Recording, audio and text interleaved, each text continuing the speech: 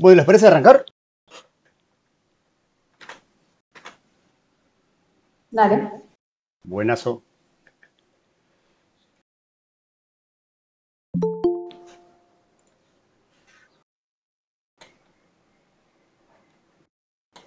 Cuando quieras nomás, Sofi. Dale, pensé que querías poner a grabar o algo. No, ya arrancó. Bueno, sí. Bueno, hola para todos. Hoy vamos a comentar algunas cositas de monitoreo de la electrificación mecánica. Bueno, para arrancar como introducción, simplemente comentar que, bueno, que el monitoreo de las propiedades mecánicas del pulmón es fundamental para todo diagnóstico, pronóstico y manejo terapéutico en las unidades de cuidados intensivos. Y que, bueno, en realidad la instrumentalización del respirador como un monitor ha ido evolucionando a lo largo del tiempo y hoy en día no solamente es útil como emisor de alarmas, información de parámetros básicos, sino que también, bueno, puede reproducir en forma gráfica y en tiempo real los cambios que se producen o que vamos produciendo a lo largo del ciclo respiratorio. Bien, para empezar con lo que son las curvas de función respiratoria. Las curvas en realidad, como decíamos, son representaciones gráficas de los cambios que presentan determinadas variables que se muestran respecto al tiempo o una variable respecto a la otra. Tienen varios usos: analizar la fisiopatología de determinados procesos, detectar cambios en el estado clínico, optimizar las estrategias ventilatorias que aplicamos, ir valorando respuestas a tratamientos o cambios en los modos ventilatorios, y también muy importante para evaluar el curso del destete y el progreso del destete. Bueno, por supuesto, siempre para establecer pronósticos en lo que es la evolución. Esta diapo en realidad la puse al principio como para ordenarme también qué es lo importante de monitorizar dependiendo de los modos que usemos. Más que nada porque en realidad en los modos controlados por volumen va a ser más útil monitorizar lo que son siempre la onda de flujo y por otro lado las presiones en vía aérea, y en los modos controlados por presión más que nada las curvas de volumen. Bueno, en modalidades espontáneas está bueno también para evaluar si la presión soporte que le brindamos, si es suficiente o no. Ahora vamos a ver algo de eso. Bien, las curvas de presión-tiempo son modificaciones de la presión en la vía aérea que se miden en el circuito del respirador durante todo el ciclo respiratorio. Obviamente son diferentes si se está ciclando por volumen o ciclando por presión. Como decíamos, va a ser más útil mirar en los modos ciclados por volumen. Y bueno, tienen estas morfologías. En la curva ciclada por volumen tenemos 4 tramos principales. Tenemos primero el ascenso de presión hasta que llega a una presión inspiratoria pico, que es el punto 1S. Si hay una pausa inspiratoria seteada, se muestra la presión meseta durante la pausa inspiratoria, y bueno, después el descenso hasta que se llega a la presión al final de la expiración, a la.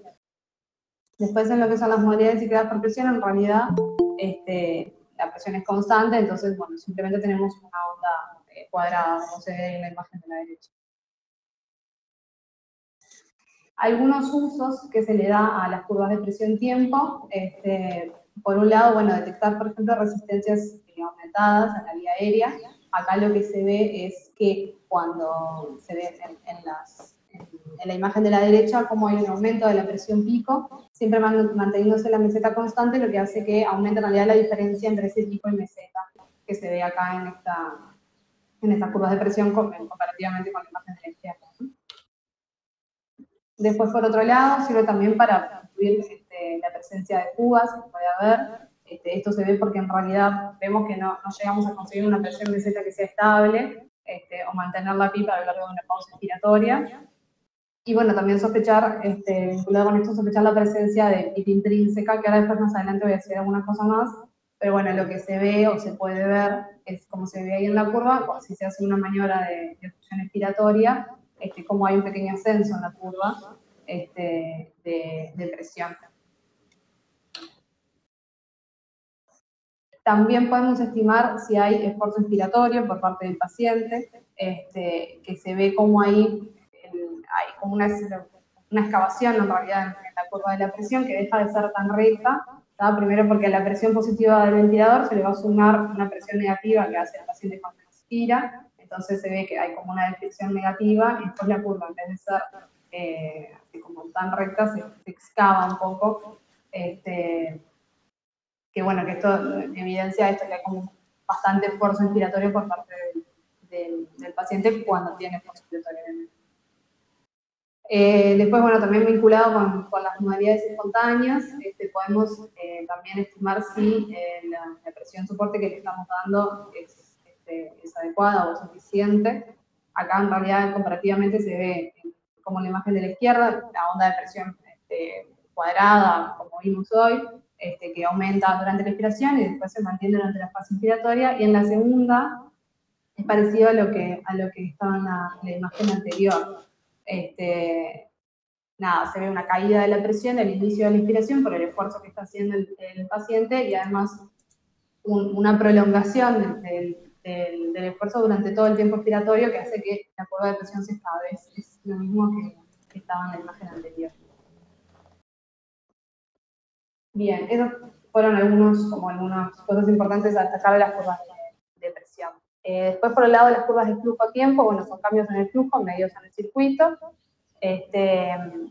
También, dependiendo del modo, si es ciclado por volumen o ciclado por presión, más que nada lo que cambia es la fase inspiratoria, porque bueno, después la parte de la expiración al ser pasiva y depender más de la dinámica, más de la mecánica del paciente, no varía según los modos. En los modos ciclados por volumen, la curva de flujo-tiempo, nada, simplemente se ve el ascenso del flujo inspiratorio hasta que llega al máximo y luego el descenso. Y después en los modos ciclados por presión, es similar, ¿no? Ya tenemos de vuelta el ascenso del flujo, después el flujo que se ve como va decreciendo durante toda la inspiración y después la caída hasta que llega a la expiración. Y la expiración es igual en ambos modos. Tenemos el inicio hasta que llega el flujo expiratorio máximo y después vuelve a ser.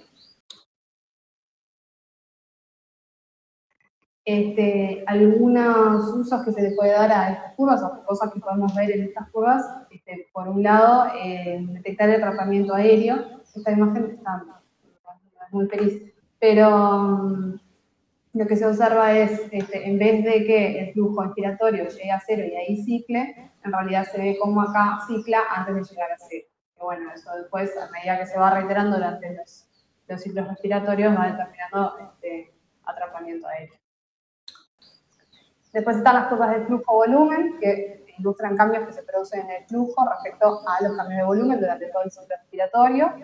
Que bueno, también similar, ¿no? Tenemos un ascenso inicial de flujo, que es el primer tramo, que bueno, el tipo de ascenso a veces en algunos ventiladores se puede variar, se puede cambiar la forma de la rampa y eso, modificar un poco la forma.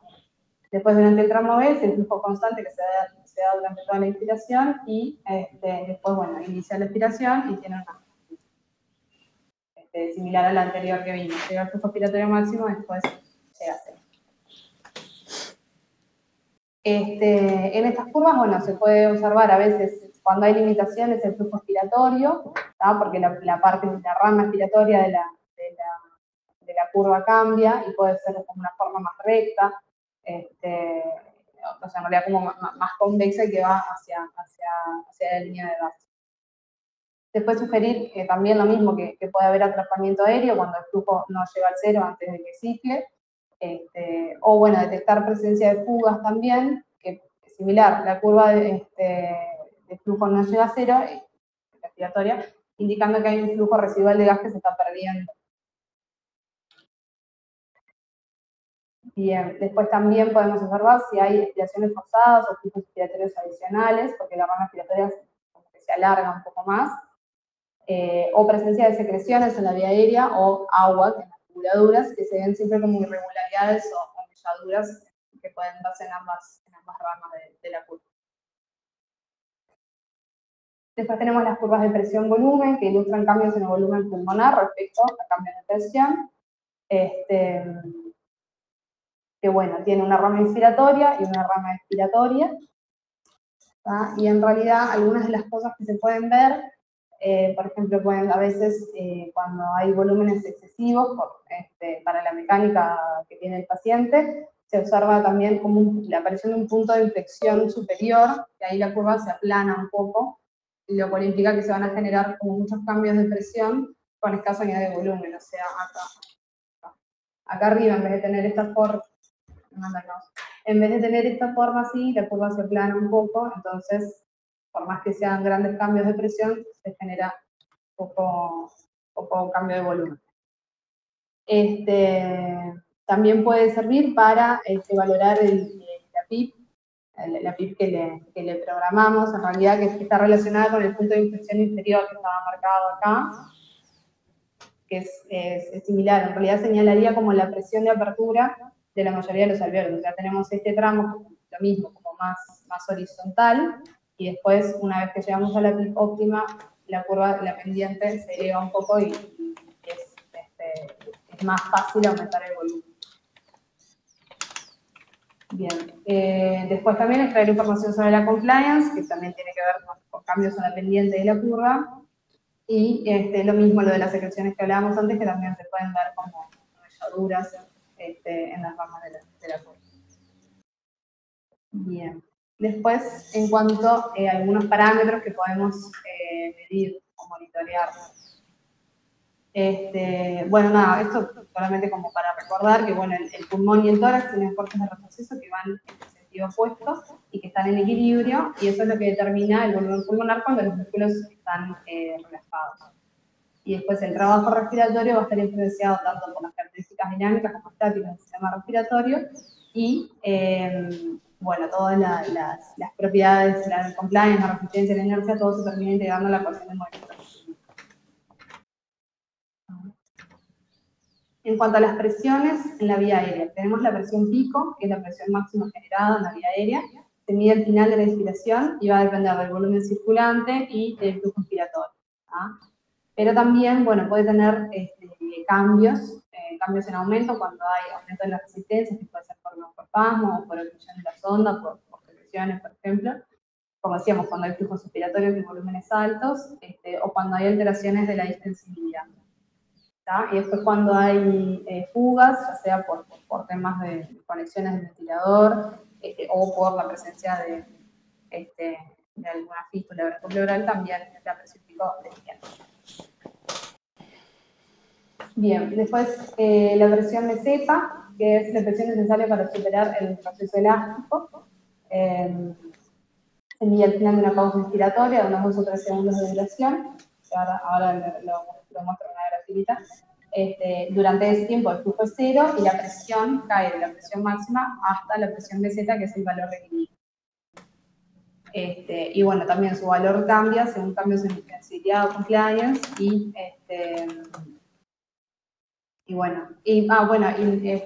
como la medición se hace durante una pausa inspiratoria cuando el flujo es 0, la presión meseta no se altera por secreciones o por broncoespasmo o por cualquier cosa que altere las resistencias de la vía aérea. Por eso es que en realidad indica como la presión del retroceso elástico. La presión media es la presión promedio que se mantiene en las vías respiratorias durante todo el ciclo. También cambia según los volúmenes corrientes, la PIP, el tiempo inspiratorio, que cuanto más grandes son. La presión media, y bueno, por la relación inspiración-expiración también vinculado a eso. Si la fase inspiratoria es más larga que la expiratoria, también aumenta la presión media. El driving pressure, refleja el grado de estiramiento pulmonar durante el ciclo respiratorio y depende de la relación entre distensibilidad PIP y volumen corriente. Y en realidad comentar que bueno, ha sido asociado como más que nada a mortalidad en pacientes ventilados con distrés. Hay varios estudios al respecto. No he visto que haya como mucho consenso o por menos hay discusión en cuanto a los puntos de corte más ideales, pero bueno, se ha visto vinculado más que nada con eso y con lesión pulmonar asociada a la ventilación. La PIP intrínseca o la autopip es una estimación de la presión alveolar al final de la aspiración, que bueno, se pone también de manifiesto en condiciones el flujo cero. Se mide realizando la maniobra de oclusión expiratoria. Y bueno, cuando se hace la oclusión expiratoria y cuando persiste el flujo expiratorio en ese momento, indica que la presión alveolar no ha llegado a cero, o al nivel de PIP extrínseca prefijado porque por un tiempo. En realidad es esto lo que sucede es que, bueno, en ciertas patologías obstructivas o cuando hay resistencias elevadas, los alvéolos van a tener mayores constantes de tiempo, y cuando el tiempo expiratorio no alcanza para terminar de vaciarse, ahí se genera la presión intrínseca, o la PIP intrínseca. En realidad puede tener como diferentes formas, digamos, o diferentes consecuencias. Puede no haber sobredistensión pulmonar cuando hay una expiración activa que genere un gradiente entre los alvéolos y la presión atmosférica. Puede haber hiperinsuflación, pero sin limitación del flujo aéreo. Esto en realidad sucede cuando la frecuencia respiratoria y el volumen corriente son bien altos y el tiempo expiratorio es corto para estos volúmenes o estas frecuencias, entonces no alcanza para vaciarse. Y bueno, después cuando hay hiperinsuflación y limitación del flujo aéreo, que bueno, esto es lo que decíamos también en pacientes con enfermedades más obstructivas. Y en realidad, bueno, algunas estrategias en realidad para corregir un poco cuando la PIB intrínseca es cuando hay elevada, o ya sea por volúmenes corrientes muy altos o por frecuencia respiratoria elevada, como hablamos, o con tiempos expiratorios cortos, se puede ajustar la relación, o sea, se puede ajustar el tiempo expiratorio. Y bueno, en el caso de que haya esto es lo que hablábamos antes como de colapso de la vía aérea, también se puede aumentar la PIB prefijada, que eso puede mantener la vía aérea abierta y mejorar un poco el atracamiento. Bien, acá en realidad nada, para ilustrar todas estas presiones que estábamos hablando, tenemos la presión pico. En realidad, bueno, acá tenemos el aumento de la presión hasta que llega a la presión pico. En este caso hay una pausa inspiratoria que forma acá la presión meseta y después por abajo hasta que llega a la PIP. Acá en realidad en este gris está como marcada la PIP extrínseca que se programa en el ventilador, y todo el resto de PIP es la autopIP o la PIP. En cuanto a la compliance o sensibilidad, es la relación que existe entre el cambio de volumen de gas intrapulmonar y el incremento de presión que es necesario para producir este cambio. Pueden medirse de varias maneras. La compliance estática es la que se hace cuando se hace una maniobra de oclusión al final de la inspiración, que se calcula así, el cociente entre el volumen corriente y la diferencia entre la presión respiratoria y la PIP. Después en realidad está la cuasi estática, que se hace en este tipo de curvas con presión inspiratoria, que no es estática porque en realidad no es una pausa prolongada, sino que se va haciendo ciclo a ciclo, pero bueno, también puede aportar información relevante.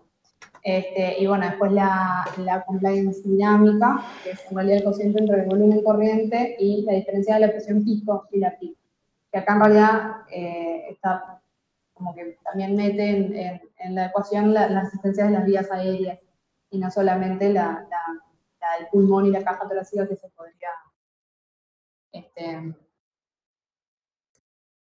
sea, incluye también la resistencia en la vía aérea. Motivos que pueden alterar en realidad la compliance o la distensibilidad. Acá en realidad puse como muchas cosas que son frecuentes en los pacientes críticos, como dolor, cirugía, presencia de distensión abdominal, el uso de sedación, y después, bueno, como todas cosas quizás más extrapulmonares, y dentro de lo pulmonar, patologías hidroextractivas, como está distrés, edema pulmonar, neumonía, edema, derrame, neumotórax, enfermedades musculares. Bien, este es otro parámetro que podemos medir, que es el Stress Index, que es útil para evaluar el riesgo de lesión pulmonar vinculada a la ventilación mecánica. Se usa básicamente para identificar si los pulmones están siendo sometidos a muchos volúmenes, presiones muy altas, y bueno, en realidad lo que se hace es observar la forma de la curva de presión-tiempo, durante la fase inspiratoria, y esto se hace en modalidades controladas por volumen. En realidad, cuando se tiene un estrés index menor a 1, es que o sea, se ve como la presión aumenta más al inicio de la expresión que al final. Se ve acá, acá se achata un poco. Que bueno, que esto en realidad habla de que es un pulmón como más difícil de distender. O sea, si en el principio se distende, después la curva se aplana. Y es como entra como en una zona de colapso. El índice de estrés 1 en realidad se cree que es como el ideal, es la zona ideal, digamos, que tiene una pendiente más lineal, acá, cuando empieza. Y el mayor a 1 es cuando hay sobredistensión pulmonar, ¿no? Cuando tiene como un pequeño inicio que es más lineal, pero cuando se llena demasiado se hace mucho menos complaciente, y al final de la inspiración tenemos como una zona más de aumento de la inspiración, y bueno, esto ahora también está vinculado con riesgo de balotrauma. Bien, y yendo un poco hacia el final, hablar un poquito de las resistencias en vía aérea. La resistencia total del sistema respiratorio, en realidad, bueno, siempre resistencia implica una relación entre diferencia de presión y flujo, y bueno, la resistencia total va a depender del volumen pulmonar, y en general se puede decir que a medida que aumenta el volumen pulmonar, disminuye las resistencias, y a medida que aumenta el flujo, las resistencias también aumentan. La resistencia total del sistema respiratorio en realidad se calcula, como aparece ahí, es la diferencia entre presión pico y presión plató sobre el flujo. Incluye la resistencia de las vías aéreas, propiamente dicha, la resistencia de la sonda, los equipos de medición, del tejido pulmonar y de la caja torácica. La sumatoria de todo. Si se mide la resistencia en el momento en que el flujo es cero, por ejemplo, si se hace una maniobra de oclusión, ahí se obtiene lo que es la resistencia mínima, que en realidad lo que intenta reflejar es solamente la resistencia de vías aéreas y de la sonda y los equipos de medición. En realidad, para obtener la resistencia como lo más pura posible, digamos, de las vías aéreas, lo que se debería hacer es medir la presión en la parte más baja de la sonda, que es a la altura de la cabina, para eliminar la influencia de la propia sonda en la medición. Y bueno, después la diferencia entre la resistencia máxima y la mínima, en realidad puede ayudar como a detectar, por ejemplo, si hay resistencias adicionales que ofrece el tejido pulmonar que pueda afectar la eficacia, o bueno, si hay zonas de ventilación muy desiguales. Bien, y eso es más o menos toda la idea. Era nada, solamente como comentar algunos aspectos más prácticos. En realidad puede ser un tema bastante extenso, pero bueno, andamos por ahí. Bueno, bien, sí, está bastante bien resumido, Sofi.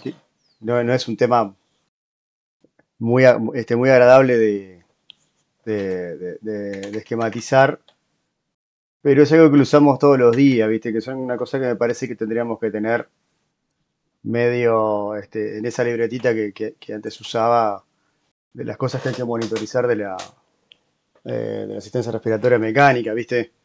Alguna, está bien, transmitir todos los conceptos, a veces capaz que si metías muchas gráficas y todo, se hacía muchísimo más largo.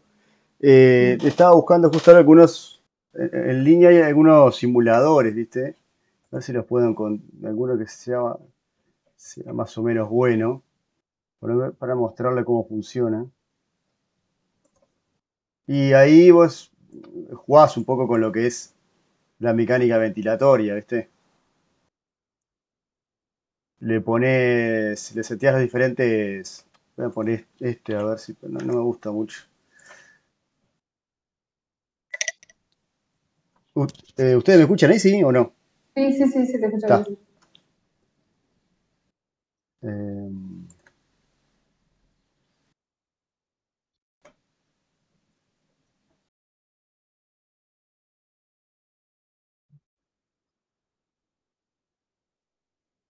a ver si puedo compartir acá en Chrome. Acá.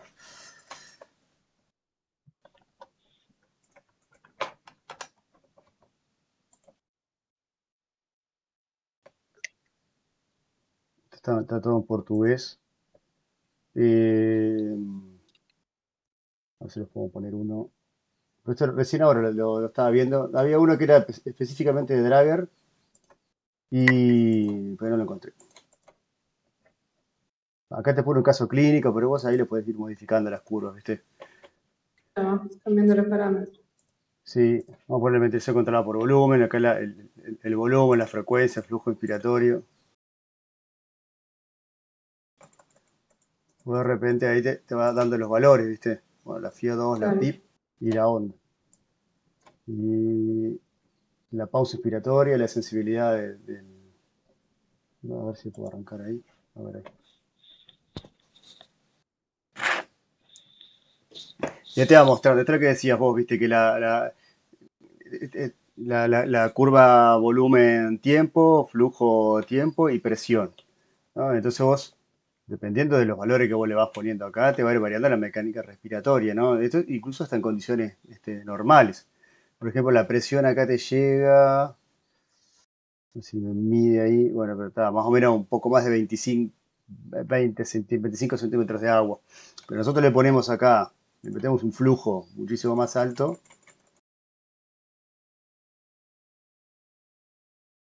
Acá ya me va, la presión acá se va a ir, se va a disparar, ¿viste? Acá, Mm, ¿no? ¿Viste?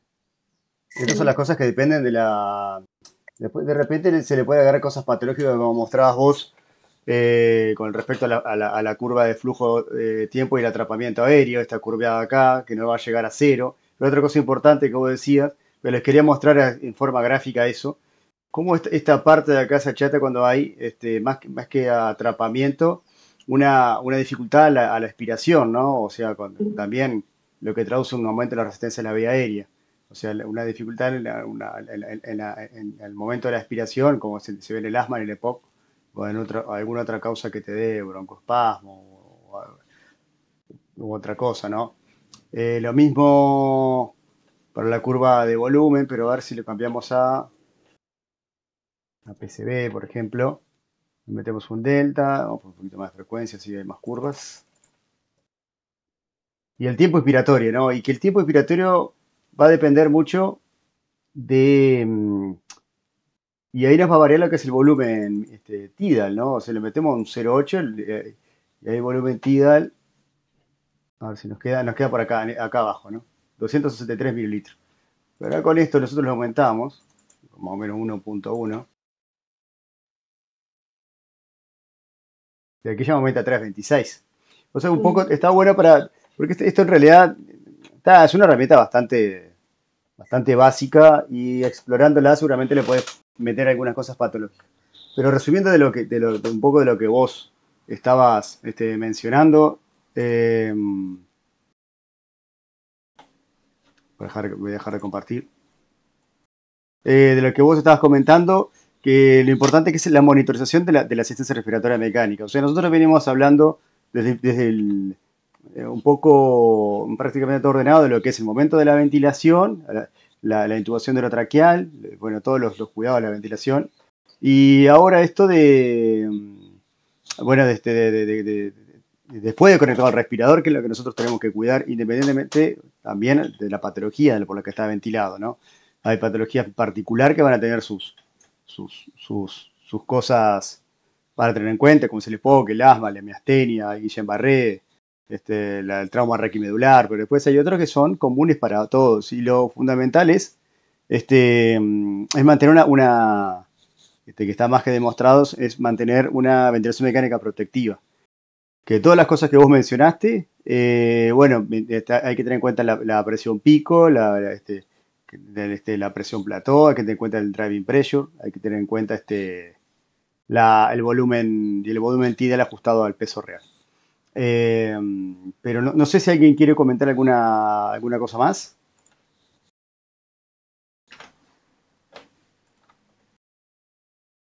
No, parece que no. Bueno,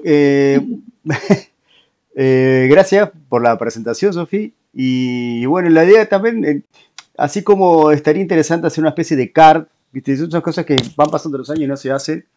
Pero ya que ustedes prepararon el tema, después le voy a decir a, a Alejo que debe estar, capaz que está con un ingreso, debe estar a cuatro manos como un pulpo ahora, ¿viste ahí? que haga una CAR de intubación orotraqueal, no necesariamente intubación orotraqueal difícil, sino IoT, y después podríamos una CAR de monitorización de la asistencia respiratoria mecánica, de la cosa que tenemos que ir y ver y acercarnos al respirador y medir qué es lo que tenemos que medir y cuáles son las condiciones que hay que medir. Porque vos de repente mencionás lo que es medir la complacencia estática y eventualmente no necesariamente tiene que estar curarizado, pero no tiene que tener un esfuerzo respiratorio el paciente. Que muchas veces, si no lo curarizamos, pero eventualmente puede pasar que el tipo esté muy sedado y no tenga esfuerzo respiratorio. Lo que no es necesario que tenga que siempre curarizar un paciente para medirlo. Pero bueno, algunas veces es necesario. Y sobre todo los pacientes que son difíciles de ventilar, los COVID, las neumonias, las fallas cardíacas, los pacientes ya con enfermedades respiratorias, tratar de cuidar y evitar el daño inducido por la ventilación mecánica. Pero nada, bueno, muchas gracias y vamos a ver si podemos activar un poquito eso que te comenté al final. Dale, genial. Bueno, gracias a ustedes. Chao.